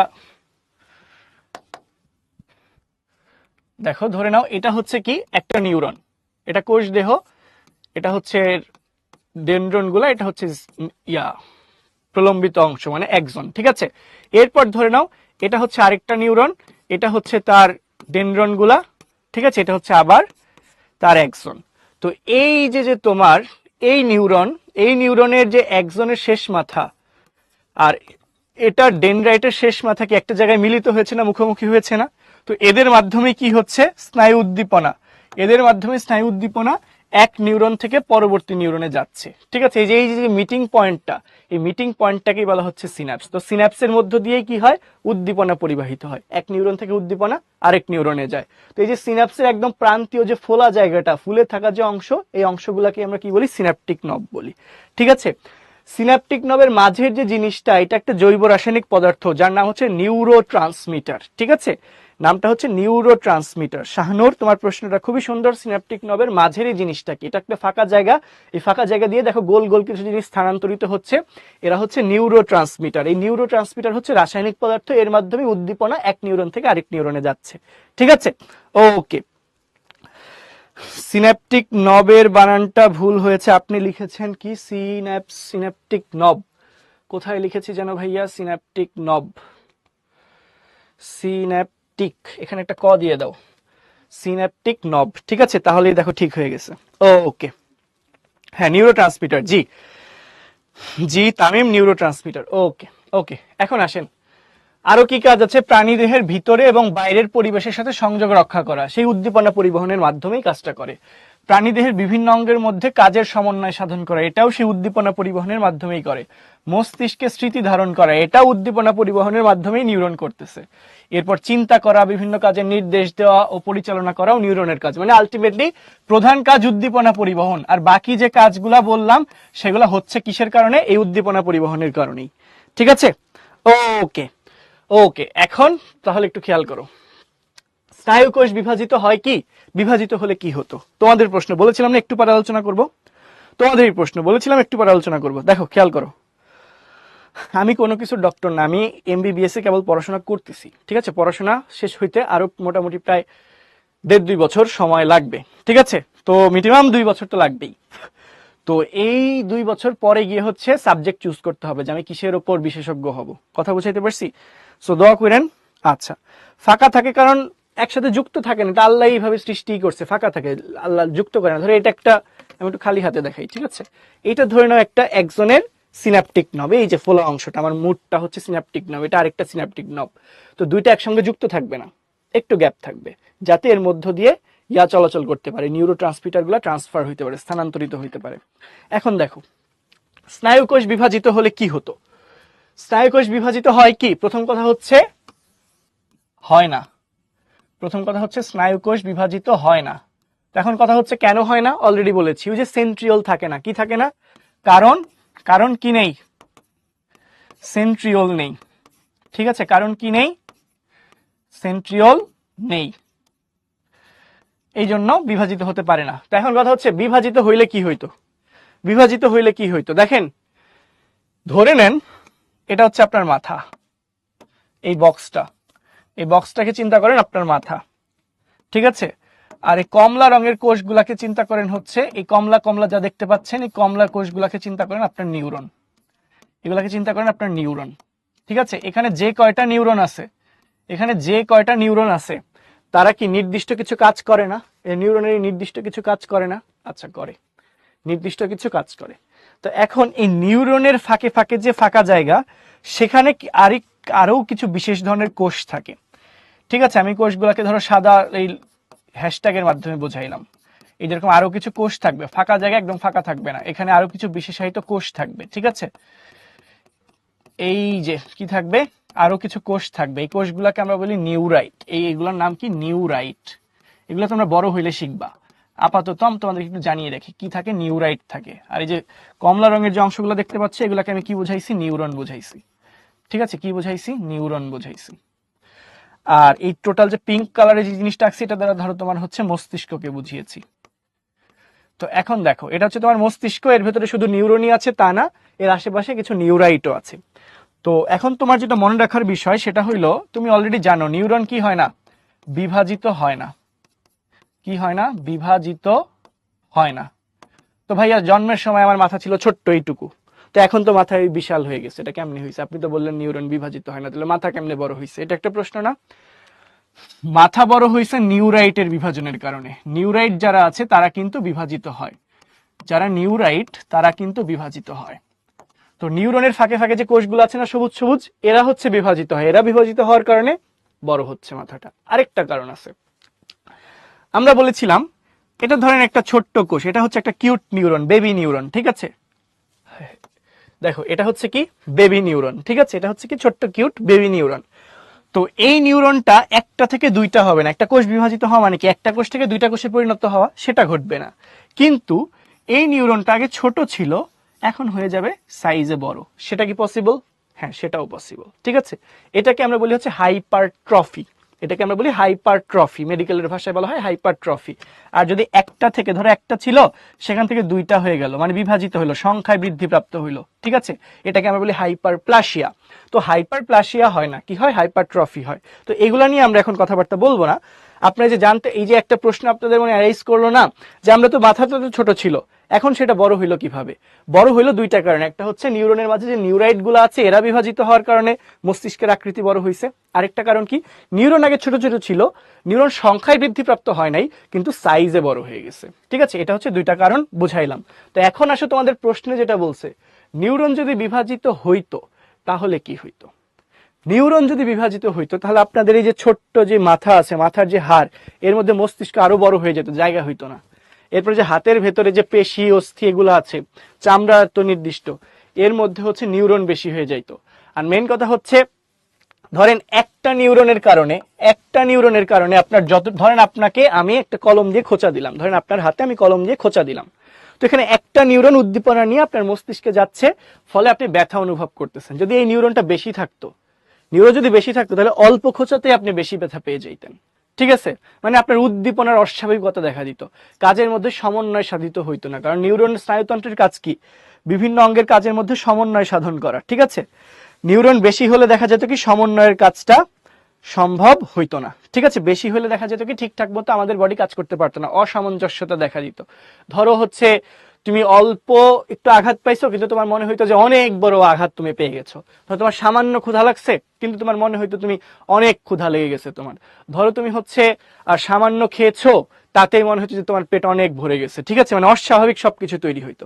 কথা বোঝা গেছে? ওকে, আসো তাহলে সামনে যাই। এখন তোমাদের জন্য একটা এমসিকিউ, এটা দেখো আমরা ক্লাসে ঝটপট আনসার করে ফেলতে পারবো। নিউরনের প্রধান অংশ কোনটি? দেখো আমরা অলরেডি পড়েছিলাম নিউরনের প্রধান অংশ। নিউরনের প্রধান অংশ হচ্ছে এই যে স্টার্ট দিয়ে বলেছি, এটি নিউরনের প্রধান অংশ কোনটি? কোষ দেহ, ঠিক আছে। সো সঠিক উত্তর কি? নিউরনের প্রধান অংশ কোনটি? কারেক্ট আনসার কি হবে? কারেক্ট আনসার হবে হচ্ছে কোষ দেহ, অর্থাৎ ঘ। কি হবে? ঘ। ওকে ওকে। না, যারা কমে অল্পতে বেশি ব্যথা পায় তাদের ব্রেনে ঝামেলা আছে, ব্যাপারটা এরকম না, ঠিক আছে। এরকম কোনো কিছু না। আচ্ছা, এখন আপনাদের জন্য কুইজ আছে, কুইজের আনসারটা আমরা একটু করে ফেলবো, ঠিক আছে। দেখেন, নিউরনের কোষ দেহ বিভাজিত না হওয়ার কারণ কি? মাত্রই আমরা এটা নিয়ে কথাবার্তা বলেছি, কেউ ভুল করেন না দয়া করে। কিন্তু দেখা গেছে যাদের ভুল করার, ওরা অলরেডি ভুল করে ফেলছে। মানে ওদের মোটিভ হচ্ছে আমাদেরকে কেউ ভুল করা থেকে আটকাইতে পারবে না, ঠিক আছে। আমি ভুল করবই, কেউ থামাইতে পারবে না, এই মোটিভ নিয়ে ওরা অলরেডি ভুল করে ফেলছে, ঠিক আছে। ওকে, আচ্ছা, নিউরন না থাকলে ভালো হইতো। নিউরন না থাকলে তো আপনার কোনো বুদ্ধি শুদ্ধি থাকতো না রে ভাই, সেক্ষেত্রে তো আপনার ঝামেলা হয়ে যেত। আচ্ছা আচ্ছা আচ্ছা আচ্ছা, ওকে। এখন দেখেন, নিউরনের কোষ দেহ বিভাজিত না হওয়ার কারণ কি? আমরা 3 সেকেন্ড সময় দিব। 3, 2, ওয়ান ক্লোজ। ওকে, আমরা ক্লোজ করে দিচ্ছি। দেখেন নিউরন বিভাজিত না হওয়ার কারণ কি? নিউরনের কোষ দিয়ে বিভাজিত হয় না, কারণ এই যে সেন্ট্রিওল নেই। কি নেই? সেন্ট্রিওল নেই। Correct answer is C. তো আমরা হচ্ছে একটু লিডার বোর্ডের দিকে মনোযোগ দিব, দেখি কার কি অবস্থা, কারা কারা লিডার বোর্ডে পজিশন নিতে পেরেছে। সবচেয়ে কম সময়ে কারেক্ট আনসার দিয়ে লিডার বোর্ডের টপে আছে তাওসিফ, এরপর আছে ময়ূখ সাহা, অরিক, এরপর হচ্ছে কে, আফনান, রায়ান, প্রত্যয়, অহনা, মুনতাকা, অভি, শামিম। কংগ্রাচুলেশনস তোমাদেরকে। এর পরেও এর বাইরেও যারা কারেক্ট আনসার দিতে পেরেছো তোমাদেরকে অভিনন্দন। ঠিক আছে, ওকে, আসো সামনে যাই। মস্তিষ্কের গঠনটা আমরা যদি একটু দেখি, আমাদের নেক্সট টপিক হচ্ছে কি ছিল? মস্তিষ্ক। দেখো খুবই ইজি, খুবই ইজি, খুবই ইজি। ঠিক আছে, ঝটপট জাস্ট এটুকুই আমরা পড়বো। দেখো মস্তিষ্ক, মস্তিষ্কের অংশ, প্রধান অংশ কয়টা? তিনটা। সামনের দিকে থাকে অগ্র মস্তিষ্ক, মানে একদম প্রধান অংশ, একদম উপরের দিকে। এই যে টোটাল যে হলুদ যে অংশটা দেখতে পাচ্ছ না, এই যে টোটাল যে অংশটা দেখতে পাচ্ছ না, এই অংশটা। ঠিক আছে, ঠিক আছে, এই যে একেবারে এই অংশ সহ, এই যে একদম মাঝের এই অংশ সহ, একদম এই যে লাল, দেখো এই যে আমি যত পুরো অংশ দেখতে পাচ্ছি না, এই যে মার্ক করে ফেললাম, এই টোটাল অংশটা একদম প্রধান অংশ, সবচেয়ে বড় অংশ যেটা, সেটার নাম কি? অগ্র মস্তিষ্ক। একদম উপরের দিকে আছে, টোটাল মাথার একদম উপরের দিক জুড়ে যে অংশটা আছে তার নাম কি? অগ্র মস্তিষ্ক। ঠিক আছে, অগ্র মস্তিষ্কের নিচে, অগ্র মস্তিষ্কের নিচে কি আছে? মধ্য মস্তিষ্ক। অগ্র মস্তিষ্কের নিচে কি আছে? মধ্য মস্তিষ্ক। দেখো এই যে ছোট্ট একটা অংশ, আমি একটু যদি লাল কালারের মধ্য মস্তিষ্কটা দেখাই, এই যে একদম ছোট্ট এই অংশটার নাম কি? মধ্য মস্তিষ্ক। কি নাম? মধ্য মস্তিষ্ক। ঠিক আছে, আমি একটু বেশি বড় গোল করে ফেলছি। এই যে ছোট্ট এই অংশটার নাম কি? মধ্য মস্তিষ্ক। আমি টোটালি লাল লাল করে দিলাম, এই অংশটার নাম কি? মধ্য মস্তিষ্ক। ঠিক আছে, তাহলে টোটালি বিশাল পিঙ্ক অংশটা হচ্ছে অগ্র মস্তিষ্ক, এরপরে ছোট্ট ওই অংশটুকুর নাম কি? মধ্য মস্তিষ্ক। আর এর নিচে, এর নিচে এবং পাশে যে অংশটা আছে তার নাম হচ্ছে পশ্চাৎ মস্তিষ্ক। দেখো এরপরে যে পশ্চাৎ মস্তিষ্ক কোনটা, এই কালার একটু দেখাই। এই যে মধ্য মস্তিষ্কের নিচে এই যে যে অংশটা আছে না, এটা থেকে শুরু করে নিচ পর্যন্ত, আর এই যে গোল্লা সহ, এই যে আমি এখন নীল করে দিলাম, এই যে নীল করে দিলাম যে অংশ, এর নাম কি? পশ্চাৎ মস্তিষ্ক। এর নাম কি? পশ্চাৎ মস্তিষ্ক। ঠিক আছে, তাহলে আমরা যদি একটু আলাদা করে আঁকানোর চেষ্টা করি, দেখো এভাবে টোটাল যে মাথার উপরের দিকের অংশ, এর নাম কি? অগ্র মস্তিষ্ক। এরপরে, এরপরে ছোট্ট একটু গোলাকার অংশ, এর নাম কি? মধ্য মস্তিষ্ক। আর এরপর নিচে একটা সাইডের একটা গোল্লা সহ একদম নিচের দিকে যে অংশটা চলে গেছে, এই টোটাল অংশের নাম কি? পশ্চাৎ মস্তিষ্ক। কি নাম? পশ্চাৎ মস্তিষ্ক। ঠিক আছে, তাহলে মস্তিষ্কের তিনটা অংশ আমরা দেখলাম। তো এখন আসে অগ্র মস্তিষ্কের আবার কিছু অংশ আছে, তো আমরা এই ছবিটা একটু ক্লিন করে ফেলি, তাহলে তোমাদের আর অন্যান্য অংশ পড়াইতে হবে। তো দেখো অগ্র মস্তিষ্কের আবার কি আছে? তিনটা অংশ আছে। কি কি? Cerebrum, thalamus, hypothalamus. Cerebrum, thalamus, hypothalamus. দেখো তো এই যে মস্তিষ্কের মধ্যে যে কুণ্ডলি পাকানো যে অংশগুলো দেখতে পাচ্ছ না, এই যে কুণ্ডলি ভাঁজ ভাঁজ হয়ে যে অংশটা আছে, সেই অংশটার নাম কি? সেরেব্রাম। কি নাম? সেরেব্রাম। এটা হচ্ছে অগ্র মস্তিষ্কের অন্যতম প্রধান একটা অংশ। এরপর সেরেব্রামের নিচে, সেরেব্রামের নিচে দেখো একটা লাল অংশ আছে, এটা আমরা অন্য কালারে দেখাচ্ছি। দেখো সেরেব্রামের নিচে এই যে একটা লাল অংশ আমরা দেখতে পাচ্ছি, এইটার নাম, এই লাল অংশটার নাম হচ্ছে থ্যালামাস। কি নাম? থ্যালামাস। ঠিক আছে, লাল অংশটার নাম কি? থ্যালামাস। থ্যালামাসের নিচে, থ্যালামাসের নিচে অপেক্ষাকৃত লম্বা যে অংশটা আছে তার নাম হচ্ছে হাইপোথ্যালামাস। থ্যালামাসের নিচে যে অংশটা আছে তার নাম কি? যে হাইপোথ্যালামাস। আমি কালো অংশ দিয়ে মার্ক করলাম। ঠিক আছে, যে কালো অংশ দিয়ে মার্ক করলাম, থ্যালামাসের নিচে আছে হাইপোথ্যালামাস। তাহলে দেখো আরেকবার যদি একটু বলি, টোটালটা কি ছিল? অগ্র মস্তিষ্ক। এই অগ্র মস্তিষ্কের মধ্যে এই যে আমি টোটালি লাল করে দিচ্ছি যে অংশটা, এই যে লাল করে দিচ্ছি যে অংশটা, এই লাল অংশটার নাম কি? লাল অংশটার নাম হচ্ছে সেরেব্রাম। এরপরে আমি নীল করে দিয়েছি যে অংশটা, এই নীল অংশটার নাম কি? নীল অংশটার নাম হচ্ছে থ্যালামাস। কি নাম? থ্যালামাস। আর নীলের নিচে কালো করে দিয়েছি যে অংশটা, তার নাম কি? তার নাম হচ্ছে হাইপোথ্যালামাস। থ্যালামাসের নিচে, তাই হাইপোথ্যালামাস। গেল অগ্র মস্তিষ্ক।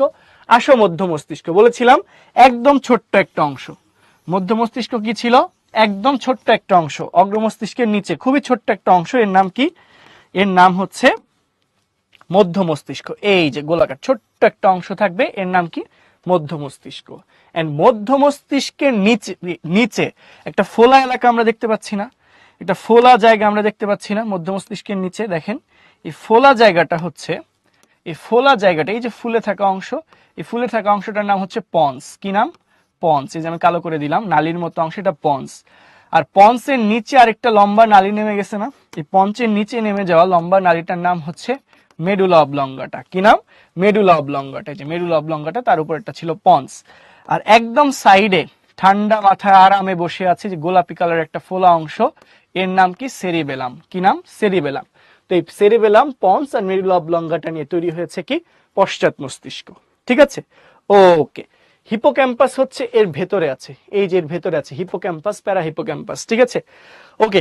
এখন দেখো, এটা যদি ক্লিয়ার হয়ে থাকে তাহলে মস্তিষ্কের আবরণ নিয়ে আমাদের একটু কথা বলতে হবে। এটা খুবই ইম্পর্টেন্ট। মস্তিষ্কের আবরণ, এর নাম হচ্ছে মেনিনজেস। মস্তিষ্কের আবরণের নাম কি? মেনিনজেস। ঠিক আছে, মস্তিষ্কের আবরণের নামটা কি মনে রাখবেন? মেনিনজেস। এটা একটা পর্দা। ওকে, এগুলার কাজ কি?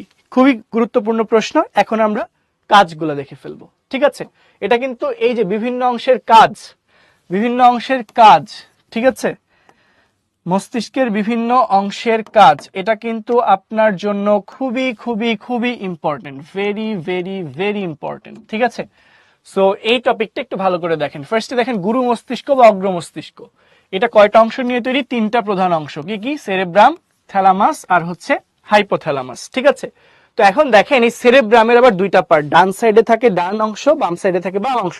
সেরেব্রামের ডান অংশটাকে বলা হয় ডান সেরেব্রাল হেমিস্ফিয়ার, বাম অংশটাকে বলা হয় বাম সেরেব্রাল হেমিস্ফিয়ার। তো তোমরা অনেকেই জানো ডান সেরেব্রাল হেমিস্ফিয়ার হচ্ছে দেহের বাম অংশকে নিয়ন্ত্রণ করে, আর বাম সেরিব্রাল হেমিস্ফিয়ার হচ্ছে দেহের ডান অংশকে নিয়ন্ত্রণ করে। ঠিক আছে, তো আমরা দেখি না অনেকে ডান হাতি, অনেকে বাম হাতি, যে ক্রিকেটাররা অনেকে দেখা যায় রাইট হ্যান্ডেড ব্যাটসম্যান, আবার অনেকে লেফট হ্যান্ডেড ব্যাটসম্যান। তো যারা রাইট হ্যান্ডেড বা ডান হাতি, ওদের দেখা যায় মস্তিষ্কের বাম সেরেব্রাল হেমিস্ফিয়ারটা বেশি উন্নত। ঠিক আছে, এই জন্য হচ্ছে রাইট সাইডে ডমিনেন্ট। আর যাদের হচ্ছে ডান সেরিব্রাল হেমিস্ফিয়ার অধিক উন্নত, তারা হচ্ছে দেখা যায় কি বাম হাতি হয়ে থাকে, কারণ ডান সেরিব্রাল হেমিস্ফিয়ার দেহের বাম অংশকে কন্ট্রোল করে থাকে। ঠিক আছে, ওকে। আচ্ছা, এক্সামে কি চিত্র আসবে? এক্সামে এই চিত্র কখনো আপনার লাগবে না, এক্সামে আপনার নিউরনের চিত্র লাগবে। ঠিক আছে, তো আরেকটা ব্যাপার খেয়াল করো, এটা হচ্ছে মস্তিষ্কের প্রধান অংশ। কোনটা মস্তিষ্কের প্রধান অংশ? গুরু মস্তিষ্ক। ঠিক আছে, তাহলে অপশনে কখনো কখনো কিন্তু সেরেব্রাম, থ্যালামাস, হাইপোথ্যালামাসের কথাও থাকতে পারে, যে নিচের কোনটি মস্তিষ্কের প্রধান অংশ। তাহলে আনসার হতে পারে সেরেব্রাম, থ্যালামাস বা হাইপোথ্যালামাস, বা যদি অপশনে থাকে ডাইরেক্ট গুরু মস্তিষ্ক বা অগ্র মস্তিষ্ক, তাহলে সেটাই আনসার। এরপর দেখো, এই যে সেরেব্রাম ডান এবং বাম খণ্ডে বিভক্ত, এই দুই অংশকে বলা হয় সেরেব্রাল হেমিস্ফিয়ার। তো একটা কথা মনে রাখবা, স্ফেয়ার, স্ফেয়ার শব্দের অর্থ হচ্ছে গোলক। স্ফেয়ার শব্দের অর্থ কি? গোলক। ঠিক আছে, তো সেরেব্রামটা হচ্ছে গোলক আকৃতির। সেরেব্রাম যেটাকে আমরা বলছি, সেরেব্রামটা কি আকৃতির? গোলক আকৃতির। ঠিক আছে, সেরেব্রাম কি আকৃতির? একটা গোলক আকৃতির। আর আরেকটা কথা মনে রাখবা, হেমি, হেমি মানে হচ্ছে অর্ধেক। হেমি মানে কি? অর্ধেক। তাহলে এই টোটালটা ধরো, এটা হচ্ছে সেরেব্রাম, এটাকে তুমি যদি এখন অর্ধেক করে ফেলো, এটা যদি হয় ডান অংশ, এটা যদি হয় বাম অংশ, তাহলে এটা হচ্ছে ডান অর্ধগোলক বলতে পারি না? আমরা যদি একটু মার্কিং করি এভাবে, এটাকে আমরা কি বলতে পারি? ডান অর্ধগোলক। আর এই সাইডটাকে আমরা কি বলতে পারি? এই সাইডটাকে বলতে পারি না বাম অর্ধগোলক। ঠিক আছে, তো সেরেব্রামের ডান অর্ধগোলক ইংরেজিতে বলা হচ্ছে কি? ডান সেরেব্রাল হেমিস্ফিয়ার। কি বলা হচ্ছে? সেরেব্রামের অর্ধেক অংশ বা অর্ধেক গোলক। হেমি মানে কি? অর্ধেক। আর স্ফেয়ার মানে কি? গোলক। তাহলে হেমিস্ফিয়ার মানে কি? অর্ধগোলক। কার অর্ধগোলক? সেরেব্রামের অর্ধগোলক। তাহলে এটা কি? সেরেব্রামের ডান অর্ধগোলক, সেরেব্রামের বাম অর্ধগোলক। তো এটা কি বলা হচ্ছে? Cerebral hemisphere. কি বলা হচ্ছে? Cerebral hemisphere. ঠিক আছে, ওকে। এখন দেখো, গ্রে ম্যাটার বাইরে, হোয়াইট ম্যাটার ভেতরে অবস্থান করে। দেখো, গ্রে ম্যাটার কি আর হোয়াইট ম্যাটার কি? গ্রে ম্যাটার বাইরে, হোয়াইট ম্যাটার। দেখো, এই যে মস্তিষ্ক, এই যে মস্তিষ্ক আমরা দেখলাম না, এই মস্তিষ্ক অ্যাকচুয়ালি কি দ্বারা তৈরি? স্নায়ুকোষ বা নিউরন দ্বারা তৈরি না? কি দ্বারা তৈরি? স্নায়ুকোষ বা নিউরন দ্বারা তৈরি। ঠিক আছে, তো দেখো, গ্রে ম্যাটার হচ্ছে বাইরের দিকে, অর্থাৎ এর কোষ দেহ যেটা আছে সেটা হচ্ছে বাইরের দিকে। ঠিক আছে, কোষ দেহ তৈরি করে গ্রে ম্যাটার। কোষ দেহগুলা তৈরি করে কি? Grey matter. দেখো, নিউরনের কোষ দেহগুলা মিলে তৈরি করে কি? Grey matter. কি তৈরি করে? Grey matter. ঠিক আছে, আর অ্যাক্সন গুলা মিলে তৈরি করে কি? অ্যাক্সন গুলা মিলে তৈরি করে কি? White matter. কি তৈরি করে? White matter. গ্রে ম্যাটার কি আর হোয়াইট ম্যাটার কি? দেখো, সকল নিউরনের কোষ দেহগুলাকে একত্রে এই গ্রে কালার বা ছাই কালারের বস্তুর মতো দেখা যায়। ঠিক আছে, আর অ্যাক্সন গুলাকে একসাথে সাদা বস্তুর মতো দেখা যায়। তো এই জন্য বলা হচ্ছে যে মস্তিষ্কের ক্ষেত্রে গ্রে ম্যাটার অর্থাৎ কোষ দেহগুলা থাকে বাইরের দিকে, আর হোয়াইট ম্যাটার অর্থাৎ অ্যাক্সন গুলা থাকে ভেতরের দিকে। ঠিক আছে, আর এরপর দেখো সেরেব্রামের নিচে থাকে থ্যালামাস এবং থ্যালামাসের নিচে থাকে হাইপোথ্যালামাস। কথা ক্লিয়ার? কথা ক্লিয়ার? ওকে, অ্যাটমসফিয়ার মানে বায়ুমণ্ডল। ওকে, এখন দেখেন, এখন একটু সামনে যাই। মধ্য মস্তিষ্ক আর পশ্চাৎ মস্তিষ্ক। দেখেন মধ্য মস্তিষ্কের কাজ কি, এটার অবস্থান কোথায়, গুরু মস্তিষ্ক আর পন্সের মাঝখানে, সেটা আমরা অলরেডি জানি। এর কাজটা কি দেখেন, ও আরেক জিনিস বলেই তো নাই। গুরু মস্তিষ্ক বা অগ্র মস্তিষ্কের কাজ, এটা হচ্ছে আমাদের দেখতে হেল্প করবে, শুনতে হেল্প করবে, ঘ্রাণ নিতে হেল্প করবে, চিন্তা চেতনা, স্মৃতি, জ্ঞান, বুদ্ধি, বিবেক, পেশি চালনা, এসব কাজে হেল্প করবে কে, গুরু মস্তিষ্ক বা অগ্র মস্তিষ্ক। ঠিক আছে, ওকে। কি এঁকে দিব ওয়ালিউল, কি এঁকে দিব ভাইয়া, একটু বললে ভালো হয়। কি আঁকতে চাচ্ছ তুমি? আচ্ছা আসো সামনে যাই। দেখো দৃষ্টি শক্তি, শ্রবণ শক্তি, এটাকে নিয়ন্ত্রণ করবে কে, মধ্য মস্তিষ্ক। ফাইনালি আসো পশ্চাৎ মস্তিষ্ক। এর অংশ কয়টা, তিনটা। কি কি, সেরিবেলাম, নট সেরিব্রাম, অনেকে প্যাচ লাগাও, এটা কিন্তু সেরিবেলাম, বানানটা খেয়াল করো, সেরিবেলাম। ঠিক আছে, এরপর হচ্ছে পন্স আর হচ্ছে মেডুলা। ঠিক আছে, আর পন্স হচ্ছে কি লঘু মস্তিষ্কের সামনে এবং নিচের দিকে অবস্থিত, একে মস্তিষ্কের যোজক বলে। পন্সকে কি বলা হয়, মস্তিষ্কের যোজক বলা হয়, এটা খুব ইম্পর্টেন্ট। পন্সকে কি বলা হয়, মস্তিষ্কের যোজক, মানে মস্তিষ্ককে যুক্ত করে রেখেছে। আর মেডুলা হচ্ছে পন্সের নিচের দিক থেকে অর্থাৎ নিম্ন ভাগ থেকে শুরু করে সুষুম্না কাণ্ড বা মেরুরজ্জুর উপরিভাগ পর্যন্ত বিস্তৃত। ঠিক আছে, এই যে দেখেছিলাম না ছবিতে, পন্সের নিচে, এইটা হচ্ছে পন্স ছিল, এটা কি ছিল পন্স, পন্সের নিচ থেকে শুরু করে একদম সুষুম্না কাণ্ডের উপর পর্যন্ত যে নালীর মতো যে অংশ, সেটার নামই কি ছিল, মেরুলা অবলঙ্গাটা ছিল। ঠিক আছে, তো এটাই বলছে যে পন্সের নিচ থেকে শুরু করে মেরুরজ্জুর উপর ভাগ পর্যন্ত বিস্তৃতকে মেডুলা। ওকে, এখন একটু খেয়াল করো মেডুলা। ঠিক আছে, এখন একটু খেয়াল করো এদের কাজ কি। কথা বলা চলাফেরা নিয়ন্ত্রণ করে কে, কথা বলা চলাফেরা নিয়ন্ত্রণ করে কে, পশ্চাৎ মস্তিষ্ক। এরপর দেখো মেডুলা কি কাজ করে, হৃদস্পন্দন, শ্বসন এবং খাদ্য গ্রহণকে নিয়ন্ত্রণ করে। তাহলে এমসিকে কিন্তু জিজ্ঞাসা করতে পারে, আবার রিটেনেও দিবে। ঠিক আছে, ওকে ওকে, আচ্ছা ছুটি দিব, এত কিছু মুখস্থ না, এই যে কাজগুলা একটু প্যাচ লেগে যেতে পারে তোমাদের। ঠিক আছে, এই যে গুরু মস্তিষ্ক, মধ্য মস্তিষ্ক, পশ্চাৎ মস্তিষ্কের কাজ, এটা অনেকের প্যাচ লাগে, সেই ব্যাপারটা একটু বুঝে শুনে আনসার করতে হবে। তো দেখো মানুষের ক্রোধ, লজ্জা, চলন নিয়ন্ত্রণ মস্তিষ্কের কোন অংশের কাজ, ক্রোধ, লজ্জা, চলন। দেখো ক্রোধ, লজ্জা, চলন, চলাফেরা নিয়ন্ত্রণ করে কে, লঘু মস্তিষ্ক বা পশ্চাৎ মস্তিষ্ক। ঠিক আছে, আবার দেখো, আবার একটু আগে যাই। দেখো এই টাইপের প্রশ্নে দেখো সবচেয়ে বেশি এই যে চিন্তা চেতনা, স্মৃতি, জ্ঞান, বুদ্ধি, বিবেক, পেশি চালনা, সবকিছু নিয়ন্ত্রণ করতেছে কে, অগ্র মস্তিষ্ক বা গুরু মস্তিষ্ক। তো যখন বলছে ক্রোধ, লজ্জা আর কি চলাফেরা, ক্রোধ কিসের মধ্যে পড়ে, ক্রোধ কিসের মধ্যে পড়ে, চিন্তা চেতনা। ঠিক আছে, লজ্জাও চিন্তা চেতনার মধ্যেই পড়তেছে। আবার হচ্ছে চলাফেরা, এটা কি পেশি চালনার মধ্যে পড়তেছে। সো আলটিমেটলি আনসারটা কিসের মধ্যে যাবে, দেখো তো গুরু মস্তিষ্ক বা অগ্র মস্তিষ্কের মধ্যে যাবে। তো অপশন অনেক সময় সেরেব্রাম, থ্যালামাস, হাইপোথ্যালামাস এসবও থাকতে পারে। তো দেখি অপশনে কি ছিল, ক্রোধ, লজ্জা ও চলন নিয়ন্ত্রণ করবে কে, দেখো ছিল হচ্ছে পন্স, হাইপোথ্যালামাস, মধ্য মস্তিষ্ক, সেরেবেলাম। তো আনসার কি হবে এক্ষেত্রে, অবশ্যই হবে হাইপোথ্যালামাস। কেন হাইপোথ্যালামাস, কারণ এটা হচ্ছে অগ্র মস্তিষ্কের অংশ। হাইপোথ্যালামাস কার অংশ, অগ্র মস্তিষ্কের অংশ। ঠিক আছে, সো আনসার ইজ হাইপোথ্যালামাস। তো দেখো এবার কুইজ, এখন দেখো কুইজ। ঠিক আছে, কুইজ, প্রশ্নটা ভালো করে দেখো, প্রশ্নটা ভালো করে দেখো যে মানব মস্তিষ্কের প্রধান অংশ নিচের কোন অংশগুলো এবং কোনটি। দেখো মানব মস্তিষ্কের প্রধান অংশের নিচের কোন অংশগুলো এবং কি কি, মানব মস্তিষ্কের প্রধান অংশ কি ছিল সেটা আমি এখন তোমাদের বলবো না, একটু পরে বলবো। তো সেই প্রধান অংশের অংশগুলো আবার কারা কারা, একটু আনসার করতে হবে। ঠিক আছে, তো এখন আমরা হচ্ছে পোলটা লঞ্চ করে দিচ্ছি, তোমরা এখন বুঝে শুনে আনসার করো।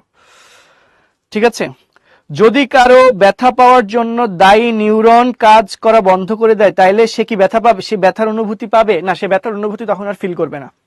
বুঝছেন, এখন একটা নিউরনের কারণে তো আর সে ব্যথা পায় না, অনেকগুলা নিউরন একসঙ্গে।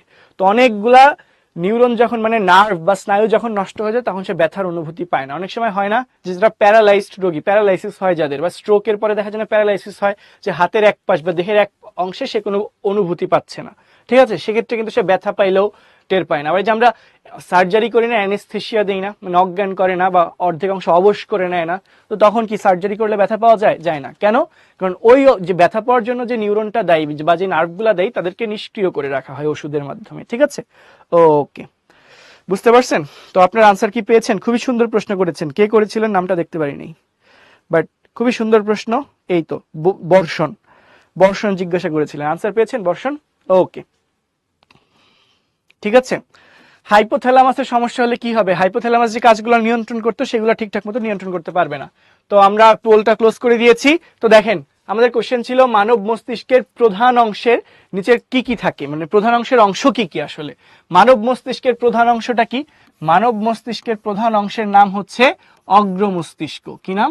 অগ্র মস্তিষ্ক। তো অগ্র মস্তিষ্কের অংশ আবার কি কি? তিনটা। কি কি অংশ? Cerebrum, thalamus, hypothalamus. তো দেখো, সেরেব্রাম, থ্যালামাস, হাইপোথ্যালামাস কই আছে? যে সি, অপশন হচ্ছে সি, থ্যালামাস, হাইপোথ্যালামাস। ঠিক আছে, ওকে। আসো আমরা একটু লিডার বোর্ডের দিকে যাই।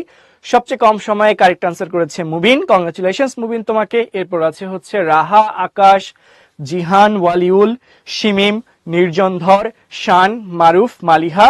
অভিনন্দন তোমাদেরকে। এর বাহিরেও যারা কারেক্ট আনসার দিতে পেরেছো তোমাদেরকে অনেক অনেক শুভেচ্ছা এবং অভিনন্দন। অ্যান্ড লাস্টলি আমাদের হোমওয়ার্ক।